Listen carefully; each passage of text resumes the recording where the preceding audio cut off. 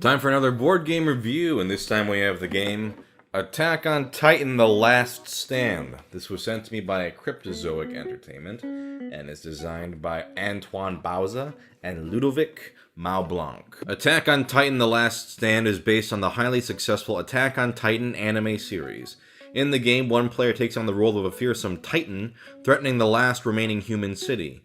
The other players act as brave heroes as they try to protect the weak and preserve the supply depot and the final bastion of humanity.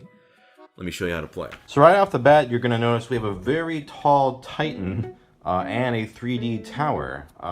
Here's my hand for scale. So this is a pretty tall Titan. The objective of the game for the Titan player is to win by either destroying all 6 cannons on the tower, eat all 12 citizen tokens, which you can see down here, the poor innocent people, or consume one of the heroes, meaning take out all their heart tokens, and each hero has 3 heart tokens. The heroes have only one way to win, and that is to kill the Titan. Kill the Titan. Titan, Titan. So a game is played over a series of rounds until the Titan or the heroes are victorious. A round consists of 7 steps. The Titan player selects action cards. The hero players roll their hero dice. Titan player utilizes their Titan symbols. Hero players re-roll returned dice, resolve action cards. Hero players use remaining dice symbols and then reset. So first, there are several different types of Titans. We're just using the basic Titan. And the Titan player gets to choose actions to do. They will place 1 action card face up and 1 face down on the table. Let's say they do face up, a big grab, and face down, frenzy. Now the hero players don't know what this card is, so we just put them face down. Then each player rolls their dice, and here you go. Each player has 5 dice. Any dice with the Titan face gets handed to the Titan player. Now they can choose to re-roll any of these dice they want. They can do it all at once or 1 dice at a time. There's no limit to how many re-rolls they get, but anytime a Titan symbol pops up, you got to give it to the Titan player. Once the heroes are satisfied with their rolls, then they move on to step 3. That's when the Titan player can use their Titan symbols to do things on their Titan card. So if we look over here at the basic Titan card, with 2 Titan dice, he can eat a citizen token. Or with 3 Titan dice, he can move the health marker on the Titan health track 4 spaces to the left. Because this is the Titan's HP right here. If it's ever in this zone, they can get a kill on him. We can move his health back with that.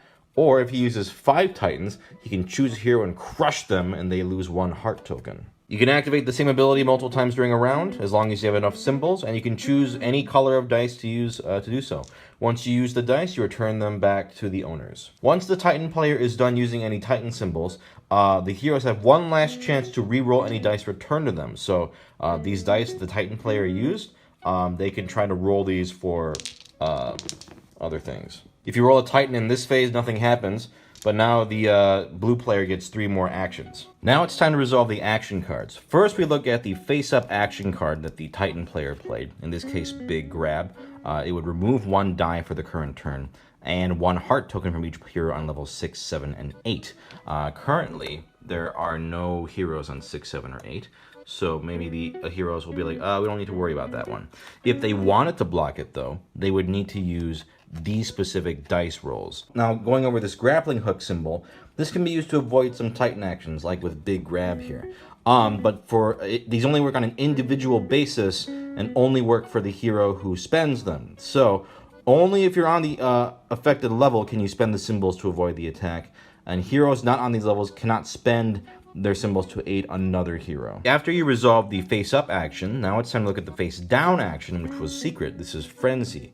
Remove 1 cannon and 1 citizen token, then move the health marker on the Titan health tracks 2 spaces to the left. So, if they want to block this, they would need to use 2 of these windows? Shields? I don't know what the hell these are. I think it's like a shield or something. Anyway, they would need 1 per player, and since there's 2 players in this example, they don't actually have it. So, the Titan player gets to destroy a cannon, and eat a citizen. And that's gone.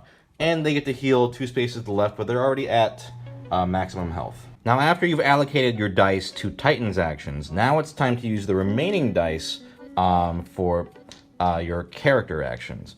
And so let's go over the different symbols. With this symbol, you can use your character to move, and you can move up or down a level. The table level is 0, and then we've got 1, 2, 3 is the tower, 4, 5 is the top of the tower, 6, 7, 8.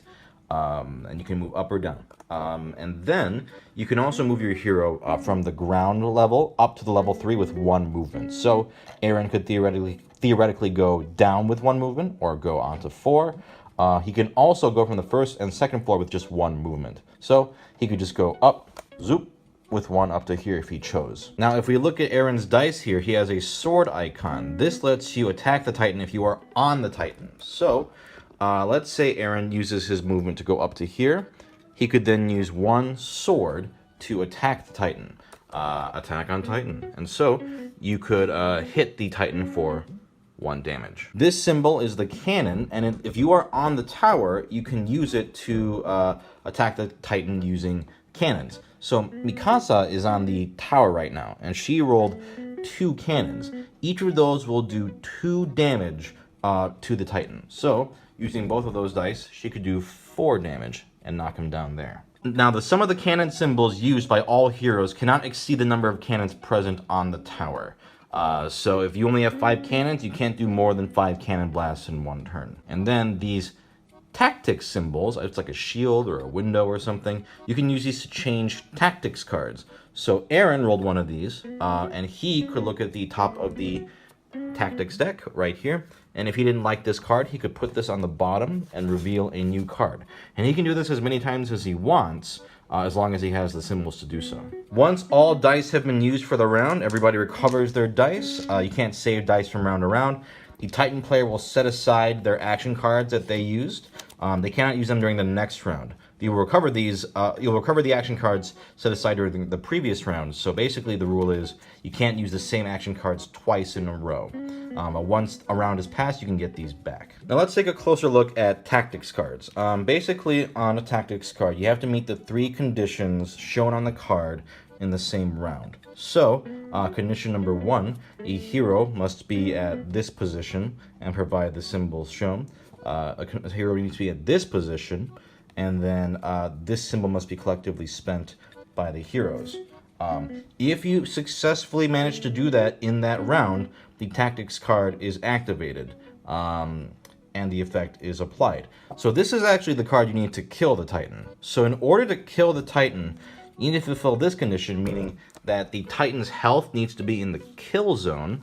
1 player has to be on the tower at level 5 with 2 cannon dice, and 1 player needs to be on level 8 with 2 sword dice. If you don't have that, you can't do the tactic. There are 2 tactics cards that are the only way to win the game, and that's Eradication and Neck Slash, and they both have different similar conditions in order to win the game. Other tactics include something like Healing Cover. So this one, if 1 player has a sword on level 2 and 1 player is on level 1 with a sword, and you spend 2 grappling hooks, each hero recovers 1 heart token. Once you use a tactics card, it is removed from the game, and then the next card on the stack becomes available. So it's key to go through these because you want to get to one of these cards and be ready for it in order to win the game for the heroes. Otherwise, you got to cycle through them again. So the Titan wins if a hero character is ever killed by losing all of their hearts, or if they destroy all the cannons on the tower, or if they eat all of the 12 citizen tokens.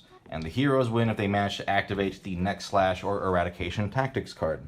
Now, if you're playing with only 2 heroes, there are special rules about the tactics cards. You only need to fulfill 2 of the requirements on the card. However, for Eradication or Neck Slash, you still have to have them in the kill zone, and you still have to have a Titan, or a hero on level 8 with these dice. But this dice requirement is optional if you have only 2 hero characters. For all the other tactics cards, like this one, this is Fall Down, Fall Over. The Titan immediately takes maximum damage, move the marker to the last box of the track. There are 3 conditions here, but with 2 players, you only need to do 2 of those. Characters also have special abilities, like for example, Aaron here. After rolling, Aaron can give 1 die result to each teammate, because usually you can only use your own dice, but he can kind of share his dice around. So that's his ability. Mikasa, at each of her fight or sword symbols count as 2. So that's she's very good on the offense. A couple other characters, like you got Levi here. Levi does not give his Titan symbols to the Titan player, but he can't re-roll them, so that means the Titan player gets less dice to use. Armin, with 1 tactic symbol, he can seek out the tactics card he wants and just put it on top of the deck. So there's all sorts of characters in the game you can choose from. Several different Titans you can try to fight as the Titan player. But yeah, either kill the Titan, or if you're the Titan, eat people, smash cannons, or kill a main character. And that's the game. So first off, let's talk about the components, which, I mean, let's not kid ourselves. They are the main attraction here. The Titan is totally unnecessary, but it's fun. It looks nice on the table. The dice are, nice and colorful and chunky, and they look nice. The tower is kind of a pain in the ass to make, but once you have it set up, it definitely feels thematic as you're climbing the tower or onto the Titan and getting your hits in. It looks cool, and it does feel cool to climb the tower and Titan. There's a lot of luck here, though. Like, I don't mind a dice chucking game with luck. Like, I love something like Bang the Dice Game, but Bang the Dice Game is a goofy party game. This is an asymmetrical, luck-based one versus all dice rolling game, and it's a little shaky.